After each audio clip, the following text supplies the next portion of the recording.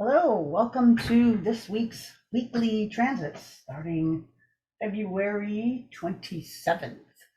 And wow, the big exciting thing is this triple conjunction in Pisces. So we'll just start looking right at that. And top of the chart, I set this for today about 12:30. Um, we can see here that the Sun and Mercury are conjunct in Pisces, 8 degrees, and they are both approaching Saturn.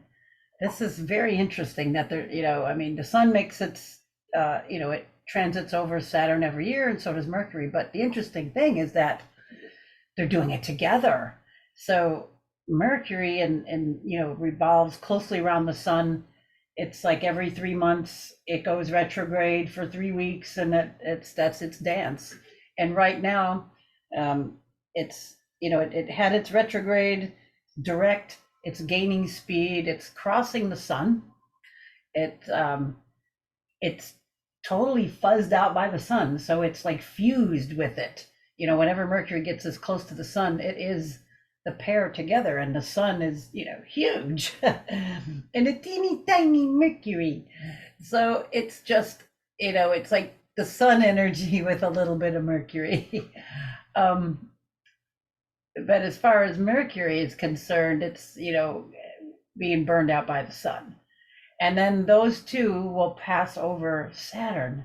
So what is that all about? I'm just going to move it to tomorrow. um I have it set for 12:30 again, Eastern Standard Time, and we see they're all at 9 degrees. And always, if there's something significant, look at your chart for anything at 9 degrees, 8 degrees, or 9 degrees. um yeah, I would go an orb either way of this. I would probably start at, since it's the Sun, Saturn, I don't know, I'd give it like 6 degrees orb. I mean, it's so maybe anything from 3 degrees to like 15, stretching it a little bit. If you want to keep it a little tighter for Saturn, maybe give it 3 degree orbs. So that could be like 6 to like 12. That could be a nice tight one. 6 to 12, anything at 6 feet between 6 and 12 degrees will definitely be affected by this um, triple conjunction. And then, the aspect that will, of course, depend upon the where it's at. If it's right next door, like either to Aries or to Aquarius, it'll be the semi-sextile. It'll be 30 degrees away, and it won't have much. It'll just be a lot of not in common. If it's in the next like sign, either way, if it's in Taurus or Capricorn, it'll be making a sextile to those any planets there. If it's one more away, if it's into Gemini or Sagittarius, it will be making a square. And you should always check that, because anything on the squares, it'll be the same quality. And we know this is mutable. So this is how you can quick check yourself if you're doing this kind of stuff. Mutable, and then Gemini's mutable, and it's opposite. Sagittarius will be mutable. Okay, so those are your squares. Anybody that has things in the water signs, you'll have your trine, because it will be, Cancer and Scorpio will be trining Pisces. So that would be nice for all the water signs. So that's your 120. And then you're in conjunct, I always default calling it that. It's really a quincunx, but it's a nickname, or it's like you should say, whatever. It's also referred to as the in conjunct. In Leo, or where am I going? Libra.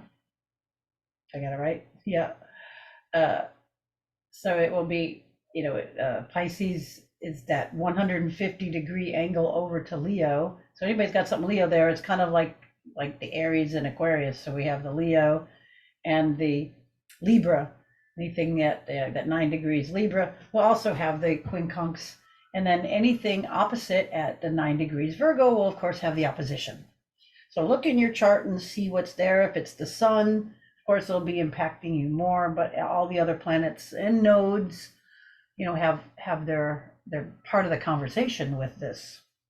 Okay, that's a big deal. So I kind of went through those so you can pick apart your chart and or if anybody close to you, your boyfriend, girlfriend, mom, dad, husband, wife, child, grandpa, whatever, and see what's going on at 9 degrees for them.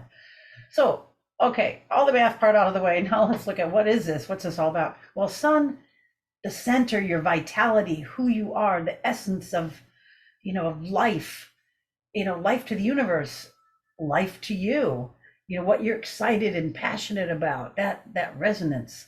With Mercury there, communications, um, speedy movements, arms, hands, creativity, computers, internet, language, brothers and sisters, siblings, short trips, and Saturn, structure, boundaries, barriers, making sure it's done right, returning something that you borrowed, um, holding something or someone or yourself to the task, rules, structure. Yeah. And all of that's important.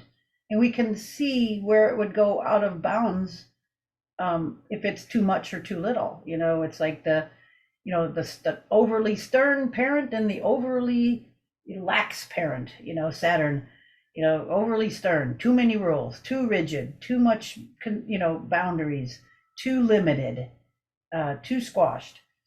And then under would be, no limits, no boundaries, no barriers, no square edges to measure your house on, no structure. So you can see either way, it's not good. And it has to have that balance. So, Sun and Mercury, I don't know, we can interpret this a lot of ways, communicating that balance, figuring it out. What would balance the situation? What would bring balance and order to this situation? How do I think about, Mercury? How do I think, or how do I communicate structure, but not too rigid? How can I form?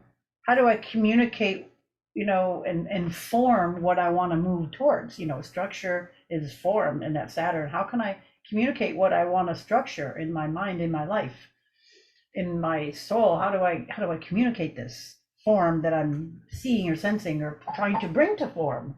So all of these kind of parameters, when you were looking at the aspect, just pull back and throw some adjectives and out there, sun, vitality, Saturn, structure, Mercury, communicate vitality and structure my vitality. I got to communicate and tell everybody my plan.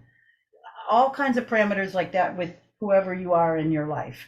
I'm sure it's like some of these will, when I listen to astrologers and people and they hit on things, I'm like, oh yeah, that part's me, that one, oh, that one fits so and so. So the more of these words you put out there, or some people that you listen to will just give you meaning on all of this. And I really find studying tarot helps with this too. And I love the Dusty White book, The Easiest Way to Learn Tarot Ever, and then Advanced Tarot Secrets. Both of them help you to structure how to do that and to build your intuition and to use the exercises and drills and the study groups and everything in his program to continue to train and to hone in on your intuitive skills and develop your skills. And the reason I mentioned that is because tarot, or however you learn it, whatever, it's just where I came in on it. But that card or that picture there's a lot there. So if we all look at like the Hermit, when you think, oh, there's a man, holding a light above, it's like, okay, lighting something from above, or lighting the way, or holding a light for all to see. It's like all those words create that picture. And the same with astrological symbols, but here's the problem, here's the rub, and this is why I give you this little rant here. These little glyphs are hard to have a picture. It's not a picture, it's a little glyph. If we had a big picture of the sun, like a tarot card, that had all that meaning, which there is a sun card, it would get that across to your mind a lot better. this makes astrology, I think, a bit harder on this level because of that. We have to put the words into the pictures of like what these mean, these symbols. Not only do you have to memorize it, but you got to know what is the sun? What's the sun all about? What is Saturn? What's that represent? What's it all about? What is Mercury? How does it work? What's it work on? And all the different levels, and then all these interactions. So I'm hoping to kind of dissect this and give you a little bit more to chew on with it. And I really like to try to make things more simple, but sometimes you have to add a little complexities to simplify it again. So I hope that helps with this, because this is a rarity when we have like three intense ones together like that, all at the same time. Mercury going, crossing with the sun there and going over Saturn. So, all right, that's pretty cool. So that's coming in, and you can see Wednesday, it's exact. Tomorrow it's exact. What else do I have? I didn't want to miss here. Oh, yesterday, or I should say today, go back here with all this hoopla here. Wanted to just say as Mercury, is going across into here, you can see that it's going to make a square over to Jupiter. So Mercury's got a bit of a work. It's going to be going over the sun and over Saturn, and all of a sudden, bang, into a square. Boop. Then it's over there, and then it's just there, and then there it is. On Thursday it perfects. So it ingresses into that square. Wait, no, that's not the one I was talking about. I mean sextile. What am I saying, square? I'm saying sextile. It goes over that, and then it goes into the nice sextile. I'm looking ahead of my stuff, sorry. So we got Mercury sextiling over there, but it was Mars is what I wanted to tell you about. I'm getting ahead of myself. Sorry. Okay, so Mars there, actually it's a day before we go to Monday. We can see Mars at 10 degrees squaring over to Jupiter. There's our square. Okay, so but I just wanted to back up because that's where it's coming in yesterday, but I got ahead of myself with this. It's such an interesting dynamic up there, that triple conjunction. So here's Mars, energy, drive, dynamic, aggression, in softened Pisces. God, I'm off today. I'm saying the wrong thing. In Aquarius, in out there Aquarius, in rebel Aquarius, in destructure Aquarius. Like, I don't want structure, throw that stuff away. Power of the people, down with the government. Do it, I will sacrifice for the good of all. Good old Aquarius. So Mars is in that air energy, in that egalitarian realm. So there's a lot of energy into that thought, right? Into this, maybe I am right.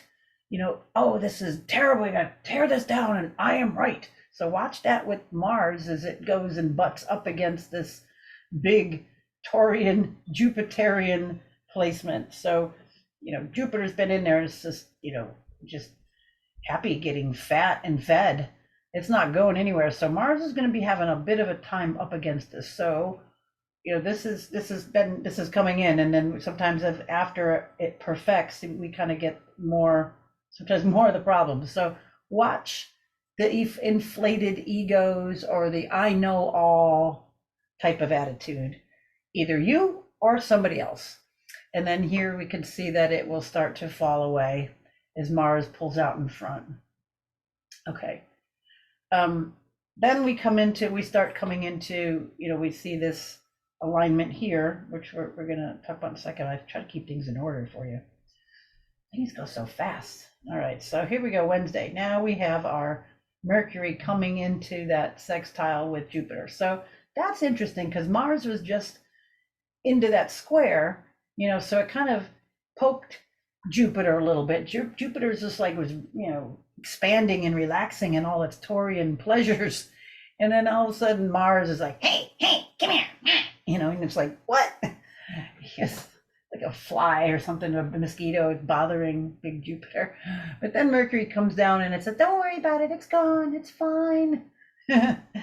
So we got that as it's leaving, Mercury's leaving this dance here, and it's going to go dance over there with Jupiter. It's like, I've had enough of this constriction. This is interesting. It's like a nebulous, maybe constriction you can think about, because it's in watery, expanding dissolving Pisces. It's all about itself dissolving itself, kind of, and then telling everybody about it. The dying breath, whatever. All right. Mercury there, we can see Thursday, it's perfected as they kind of move together there. Mars, we saw that it just went past that. What else am I telling you about? Well, we're going to see the sun is coming into that same thing. So all of these, I mean, it won't be right yet for Saturn because it's stuck there, but you can see the sun will be next. And there it is. See the sun the next day on Friday, the sun makes its sextile over to Jupiter. So this is like big, maybe it's compassionate. It's like, what can I say? First thing comes in mind is like, well, you might just decide to give somebody that loan or that money to put down on their house, or to buy a car or something solid, or invest in survival food, or dig another well, or it's like something kind of in an earthy, practical, expansive, but nice way. So we have that nice, Piscean compassion with, something practical, and communicating maybe your needs on a larger level might be part of that. Thank you. So that's kind of nice. So that's coming in through the week, like Friday, you can see that that's coming in. So maybe either expect that, or it might be time to put something like that in. It might be time to ask for the raise, ask for the promotion, find out about something solid on the financial horizon there. Okay. We said that one, and then that one, we see about making the conversation over there. Okay, then we just moved into March 1st, we see. What else do I have here for you? We said that one. Okay, we talked about the sun. And then I didn't want to minimize the movement of the moon this week. It's the signs, we started out, and my week here starts on Tuesday. So that's what I mean by the week. You could say Monday. It actually moved into Libra on Monday. So moon in Libra, it's my bane, a baneful moon for me, because I have so much stuff in Aries. It's my opposite. So it's like, and I have things like at the beginning of Aries, the middle, and the end. So I get hit with this dang moon the whole time. So it's like, do for others, do for others, do for others, do for others, be compassionate, nice, and do for others. I mean, which is nice, but sometimes it's like, oh, now what? I just finished this with this one. Oh man, now this. You feel sometimes like Cinderella. For me, it's like the Cinderella aspect. But anyway, it's nice. Moon in Libra. It could be cooling. It could be, slightly healing. But it does put the focus on others and relationships. It could always be mood and feeling. It could always be you doing or compromising at that time. And then you get like, I'm sick of this shit. And it goes into Scorpio. It's like, don't talk to me that way. Oh my God, look at this. It's just day or night now. The Exorcist is here. Whoa. I mean, it could go really dark. The thing is that the trick is to try to not be too moody on the Libra moon, so you don't have to go into the depths of a Scorpio moon. Moon doesn't like to be there. It's not a happy place. What is that? It's let me get that. Oh yeah, it's fall. I can't remember if it was the detriment of it. So moon in its fall in Scorpio. It's under the microscope. Doesn't want to be there. It's like, it's like still and stagnant, and it's like a swamp. Moon wants to be moving and changing, so it gets a little bit uncomfortable here, and it could be, things can get magnified, things can get pulled out and looked at, and like, yeah, look at that zit on your face. That kind of a moon. Why do you always have those pimples? Why do you always, it's like that kind of moon. Be careful you don't fall into it, and be careful somebody don't do it to you. Don't set yourself up for that. All right, so then it moves on into Sagittarius, which after being under the microscope, it's like, I just want to have fun. Girls just want to have fun. Um, it gets into happy Sag. I love Sagittarius Moon, partly because I'm got a lot of Aries, so it's like, yes, sister sign, brother sign, whatever. It just feels good. It's lively, it's happy, it's spontaneous, it's pioneering. Oh, look over there, it's a shiny object. It's just much more fun. Okay, so that, and then at the end of the week, we will end up with it in Capricorn, which we'll get there in a second because there's an optimum period, an optimum, what do we call it, an optimum time somewhere. Optimum, I forget what I call it. Anyway, let's go on. We're at Friday. Anything else I want to tell you about Friday? No, we're doing good here. And then Saturday we have that moon moving into lively Sag, so kind of nice for the weekend. Nice Sag moon. Yeah, a little happy. It will trine over to the North Node. Kind of nice. When it goes halfway through the sign. Get a little bit of rah-rah there. There's at least something still in Aries. Little support there, little rah-rah from the cheery, from the crowd. Otherwise, it's got some sextiles over here from Venus and Mars. It'll be like 14 and then 17 and then 18. So, you will get a little bing bong, as the moon is, making sextile, trying. Okay, that, and then, I forgot about Pluto. How can I forget about Pluto? Right in the beginning. Okay, right there. Dang, bing. Okay, so anyways, it kind of maybe lightens old Pluto up there. So Sunday, we got the Venus. Is this the Venus? Yeah, the Venus square. We got the Venus square Uranus here. Well, what could that be?